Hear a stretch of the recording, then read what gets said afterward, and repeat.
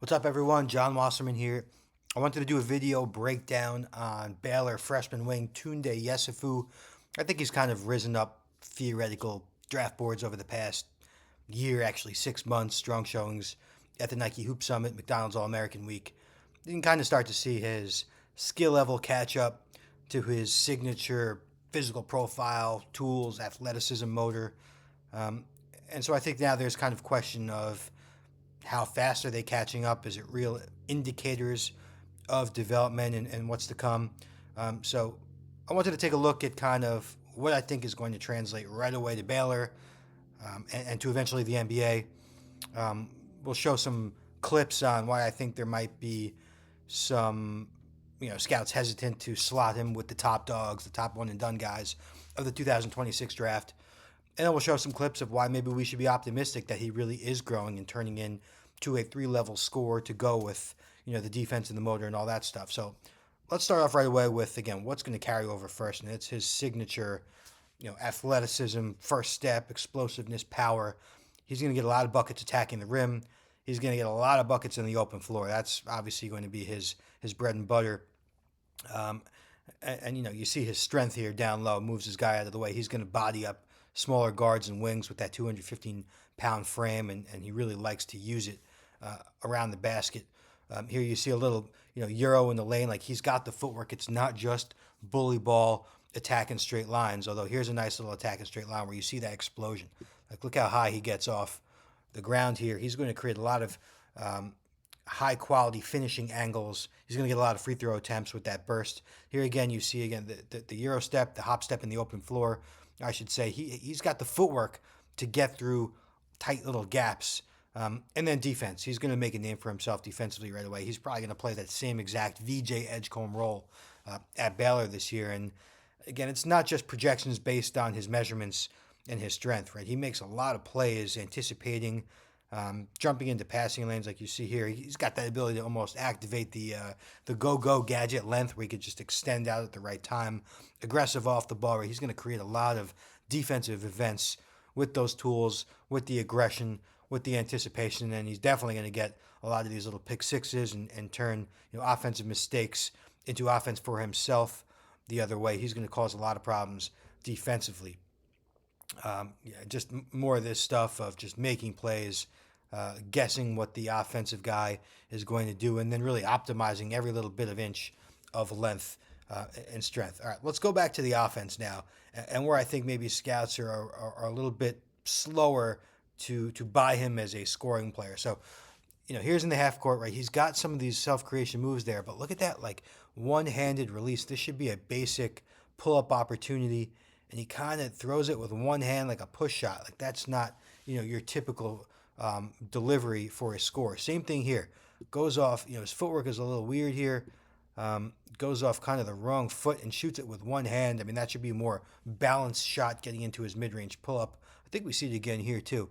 Right, there's again like a one-handed off balance. I mean, he's got to do a better job of getting a balanced look there, and the whole energy transfer, going down from his knees up to his fingertips. There's a nice little rip-through move, that reminiscent of some of the top NBA scoring wings creating space for himself, but just not much touch there.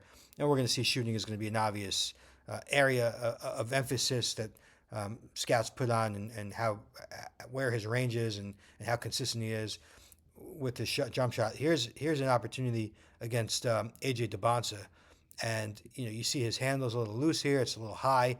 He can't really get to his spot. He winds up going into the lane with no plan.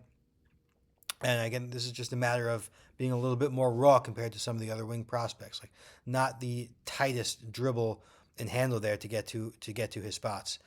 Here, an air ball and a three. Like, again, he's just not going to be super consistent with his shot. Just a little bit too raw offensively for scouts to have confidence in his offensive projection. All right, let's go to some of the good, and again, some of the flashes. And like here, we see that is a very fluid fall away jumper, and that showed some touch there. He obviously showed the shot making ability, the shot making diversity, a fall away over his left shoulder. Um, here's just a nice little step back. I mean, maybe it took him a little bit of extra time to get into it, but he has the shot making ability. We'll see it here again. The handle a little choppy, but because he has shot making ability, he can kind of overcome that loose handle. Same thing here. It's not the cleanest shot creation, but he had just enough room to get it off, and he has the shot making skill. Same thing here, right? Not the sexiest way to get his own look, but he's got enough size, he's got a high enough release point, and he's got enough shot making confidence and firepower to knock it down contested. Same thing here, pull up and transition. That's not common for him. He's not going to hit a ton of those, but he can do it at this stage, and we'll see if he can build on it.